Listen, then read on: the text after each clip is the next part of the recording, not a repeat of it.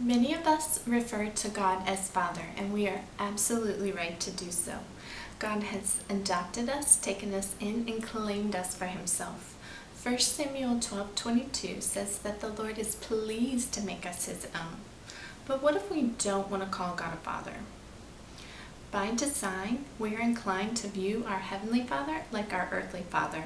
Our first impression of who God is our earthly father. But what if our dads were not so stellar? All dads are human and are imperfect, but sometimes we assign those imperfect traits to a perfect God. So how do we come to know who God is apart from our earthly father? Here are the 2 steps that I took. Hey, I'm Stephanie Rhea. Subscribe for more videos on how to live life to the full. In my first step, my counselor suggested that I give God a new name. So instead of calling God a father, what name can I give God in order to get to know God intimately, personally, and individually? So I went for a walk near the water in my neighborhood, and I asked God what name I should give him. But instead of telling me what name I should give him, it was like God waited eagerly in anticipation of what name I would choose for him. That alone was learning a new facet of who God is. It was like God felt excited and privileged that I was going to don him a new name. It would be something that would bubble up inside me and be something unique and special between us. As I pondered this, I became more curious about who God is, and something within me began to change. There's a verse in the Old Testament that says, "Show me your ways, O Lord.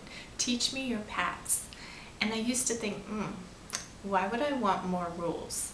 But as I began to open up to the idea that God could be different from who my earthly father is, I began to cry that verse from my heart. God, show me your ways. Teach me who you are. I am puzzled by your personality, and I want to know the facets of your face.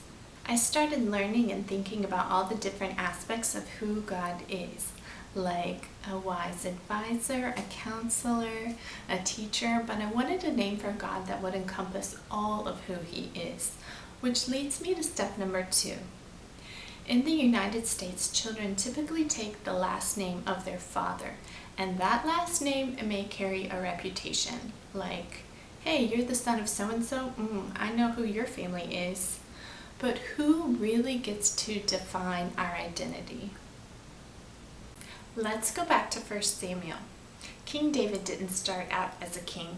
In fact, when the prophet Samuel came to David's father's house to choose who would be the next king of Israel, David's 7 older brothers were there. But where was David? Not at the party. David was out tending sheep. Imagine, your family is preparing a feast and you are not invited. Talk about rejection. But this is not the first time that David is rejected by his family. David's older brothers were chosen to be in King Saul's army. And when David goes to check on them, his older brother is like, "What are you doing here? You're supposed to be tending the sheep." Some say that David's brothers were hoping he would get killed by some wild bear out in the fields. So who is David's family? So David's father is Jesse, the grandson of Ruth and Boaz, but we're never told who his mother is. So when the prophet Samuel comes to Jesse's house to choose the next king of Israel, David is not even considered a possibility. Jesse presents his 7 older sons to the prophet, thinking, one of these will be the next king of Israel. But the prophet Samuel says God has not chosen any of these. And the prophet Samuel chooses his next words wisely. He did not ask Jesse if he had any more sons.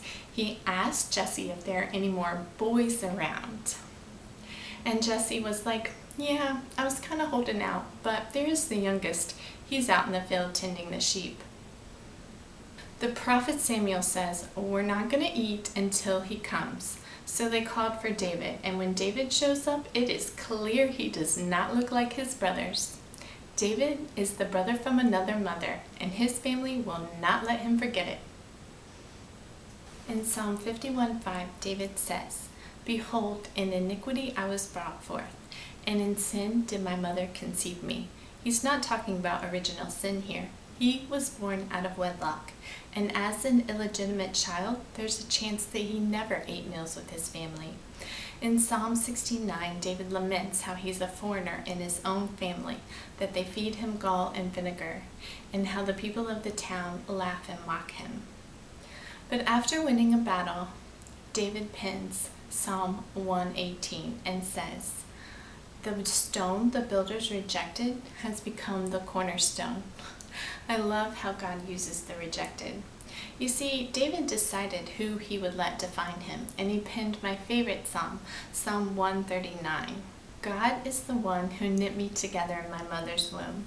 God ordained all the days of my life before I was conceived or even thought of. So it is God who I allow to define me. God is the one who saw me being knit together in the secret place. So God is the one who I allow to define me. And it is in this that I find my name for God, my Creator. You may have heard me call God Creator in some of my other videos, and now you know why.